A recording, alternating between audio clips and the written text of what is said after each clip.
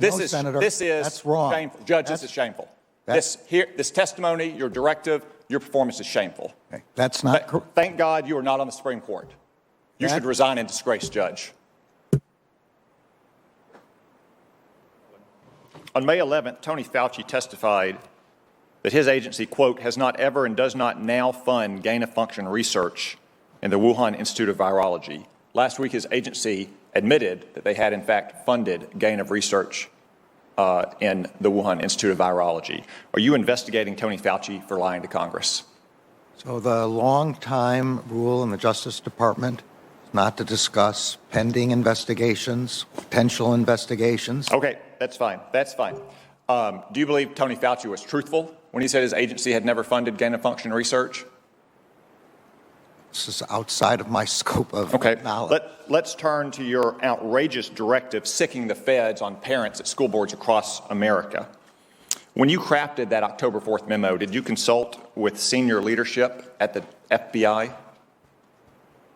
My understanding was that the memo or the idea of the memo had been discussed with the FBI before it got. Did anyone at the FBI express any doubt or disagreement or hesitation with your decision to issue that memo? No one expressed that to me. No one? To me. No one expressed that to me, no.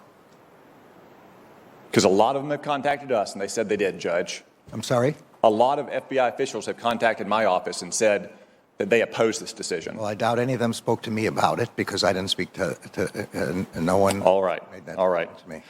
Judge, you've repeatedly dissembled this morning about that directive. For instance, about the National Security Division. Chuck Grassley asked you a very simple question, why you would sick the National Security Division of the Department of Justice on parents. John Cornyn asked you the same thing. You said it wasn't in your October 4th memorandum, it was in another office's memorandum. It wasn't another office's memorandum, Judge. It was in a press release from your office, right here in front of me, October 4th, 2021, for immediate release. You're going to create a task force that includes the National Security Division. What on earth does the National Security Division have to do with parents who are expressing disagreements at school boards? Nothing in this memorandum or any memorandum is about parents expressing disagreements with their school boards. The memorandum makes clear that parents are entitled and protected by the First Amendment to have vigorous debates. We don't, the Justice Department is not interested in that question at all. It is okay, so even in that case, what is the National Security Division, Judge? These are the people that are supposed to be chasing jihadists and Chinese spies. What does the National Security Division have to do with parents at school boards? This is not, again, about parents at school boards. This is about threats of violence. Okay, let me turn to that because you've said that phrase repeatedly throughout the morning. Threats or violence and threats of violence. Violence and threats of violence. Yeah. We've heard it a dozen times this morning. As Senator Lee pointed out, the very first line in your October 4th memorandum refers to harassment and intimidation. Why do you continue to dissemble in front of this committee that you are only talking about violence and threats of violence when your memo says harassment and intimidation? Senator, I said in my testimony that it involved other kinds of criminal conduct. And I explained to Senator Lee that the statutory definitions of those terms and the constitutional definitions of those terms involve threats of violence. Okay, let's look at one of those statutes you cited. Yeah. Section 223. Yeah. That statute covers the use of not just telephones but telecommunications devices to annoy someone. So are you going to sick your U.S. attorneys and the FBI on a parents group if they post on Facebook something that annoys a school board member, Judge? The answer to that is no, and the provision that I was particularly drawing to his attention was 2261A, which was to engage in... I wasn't talking about 2261A. I know you mentioned that. You also mentioned 223. That's what I mentioned. Yeah, but the only Judge, you also told Senator Klobuchar that this memorandum was about meetings and coordination. Yeah. Meetings and coordination. Yeah. Well, I have in my hand right here that I'll submit to the record a letter from one of your U.S. attorneys to all of the county attorneys, to the attorney general, to all sheriffs, to the school board association of his state, in which he talks about federal investigation and prosecution. It's not about meetings, it's not about coordination, it's about federal investigation and prosecution. Did you direct your U.S. attorneys to issue such a letter? I did not. I have not seen that letter. It's got 3 pages. It's got 3 pages of spreadsheet about all the federal crimes that a parent could be charged with, to include the ones you cited. Did Maine Justice make this spreadsheet, Judge? I don't have any idea. My memorandum speaks specifically about setting up meetings, and I'll just read it again, convene meetings.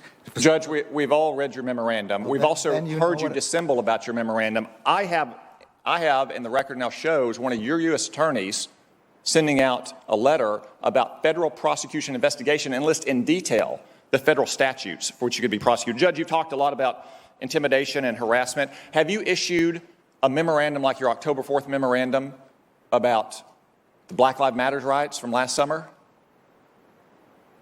You're talking about the summer of 2020? In the summer of 2020, there were a lot of crimes committed. People haven't been charged for those crimes yet. There were a lot of prosecutions, and they were under the previous administration. Okay, Judge, what about this? It is no doubt, even though parents at school boards aren't within federal jurisdiction, there's no doubt that federal officials are. You keep saying senators. Have you started an investigation into the harassment of Senator Kyrsten Sinema in a bathroom? Because she won't go along with the Democratic Party's big tax and spend agenda? That is a sitting United States senator being harassed in a bathroom. I don't know whether the senator has referred the matter to the Justice Department or not.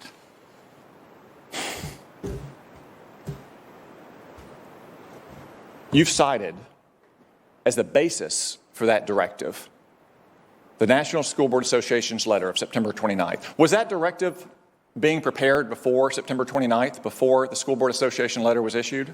I don't believe so. Certainly, I didn't have any idea. So it was only prepared at, okay, I think that answers the question. I already answered that question So you keep citing the school board letter and news reports. Right. One of the news reports cited in that letter, which you presumably mean, is from Loudoun County, Virginia. No, that is not what I was talking about. Well, you keep citing news reports, and that's the most prominent news report that anyone in America has seen. That refers to Scott Smith, whose 15-year-old daughter was raped. She was raped in a bathroom by a boy wearing girls' clothes, and the Loudoun County School Board covered it up because it would have interfered with their transgendered policy during Pride Month. And that man, Scott Smith, because he went to a school board and tried to defend his daughter's rights, was condemned internationally. Do you apologize to Scott Smith and his 15-year-old daughter, Judge? Senator, anyone whose child was raped is the most horrific crime I can imagine, and is certainly entitled and protected by the First Amendment to protest to their school board about that. But he was cited by the School Board Association as a domestic terrorist, which we now know that letter and those reports were the basis for your. Senator, this is that's wrong. Shameful. Judge, this is shameful. This testimony, your directive, your performance is shameful. Okay. That's not. Thank God you are not on the Supreme Court. You should resign in disgrace, Judge. General Garland, do you want to complete your answer on? Okay, I wasn't sure there was a question there, but let me be clear. The news reports I'm talking about were not the news reports in that letter. They were other news reports that everybody here has heard about, subsequent reports that everybody has heard about. There is nothing in this memorandum, and I wish if senators were concerned about this, they would quote my words. This memorandum is not about parents being able to object in their school boards. They are protected by the First Amendment. As long as there are no threats of violence, they are completely protected. So parents can object to their school boards about curriculum, about the treatment of their children, about school policies. All of that is 100% protected by the First Amendment, and there is nothing in this memorandum contrary to that. We are only trying to prevent violence against school officials. Thank you.